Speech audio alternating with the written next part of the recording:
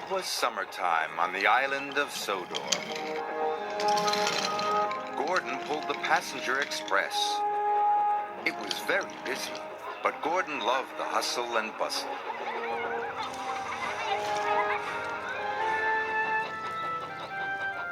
Henry hauled freight cars in the forest. He loved the peace and quiet, but he didn't see many people.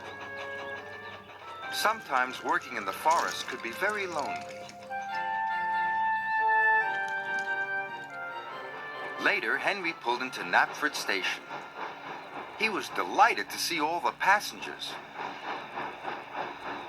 But Gordon was not delighted to see Henry. "Keep your smelly freight away from my passengers," grumbled Gordon. "But it's only logs," chuffed Henry. "Passengers and freight do not mix," huffed Gordon, and he wheeshed away. Henry watched the express leave the station. "I'd like to pull passengers," sighed Henry, "just for a change."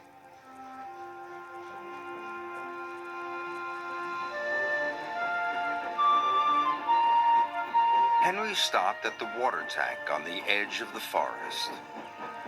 Children were standing by one of the trees. "What are those children doing?" Henry asked Thomas. "That's the old Sodor wishing tree," said Thomas. "They must be making a wish." "A wishing tree?" gasped Henry. "How wonderful!" "Do you think it could make my wish come true?" asked Henry. "It might," said Thomas, and he puffed away. Henry rolled up to the wishing tree. He took a deep breath and made a wish, as hard as he could. I wish I could pull the express instead of Gordon," he said. That evening, Sir Topham Hatt came to see Henry. "Tomorrow, you will pull the express," he said. "Thank you, sir," said Henry happily. His wish had come true. The next morning, Henry chuffed cheerfully into Knapford Station.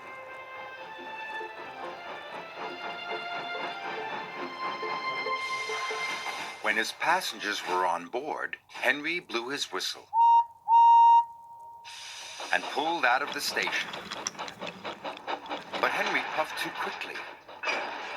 "Go gently," called his driver. "You can bump freight, but you can't bump passengers."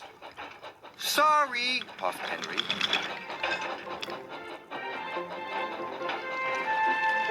Henry puffed proudly through the countryside. "Pulling passengers is a grand job," he said. Gordon was in the repair yard. He was being fitted with a new boiler. But Gordon felt lonely. He was missing his passengers. The passengers were missing Gordon, too. They were having the bounciest, bumpiest ride they had ever had.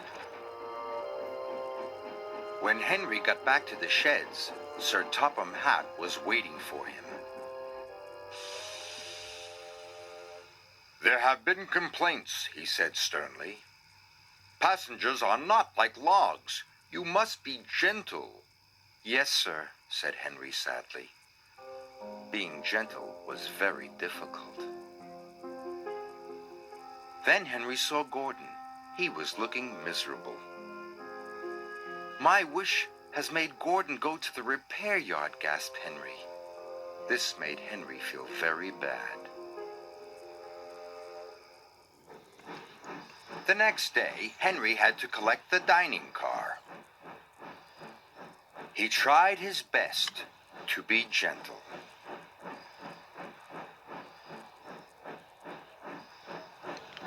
But he shunted the dining car so hard, everything flew into the air. There were more complaints than ever. Henry didn't want to pull passengers anymore. He wanted to wish everything back to normal.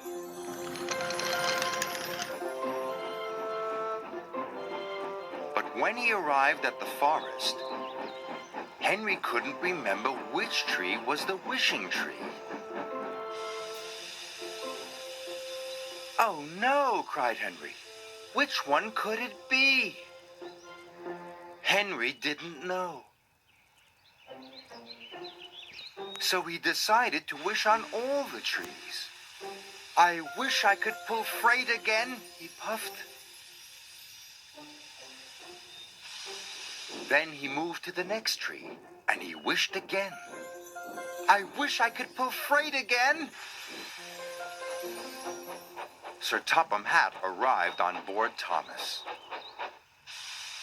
"What are you doing, Henry?" asked Sir Topham Hatt. "You are causing confusion and delay."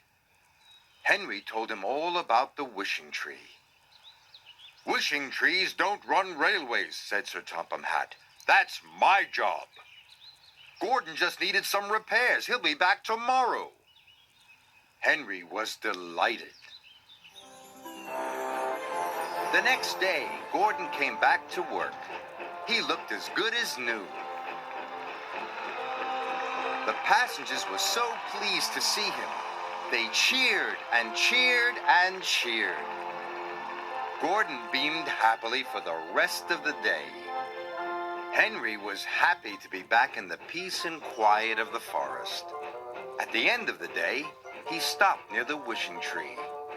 And even though Sir Topham Hatt had told him trees don't run railways, Henry wished he would never have to pull passengers ever again, just in case.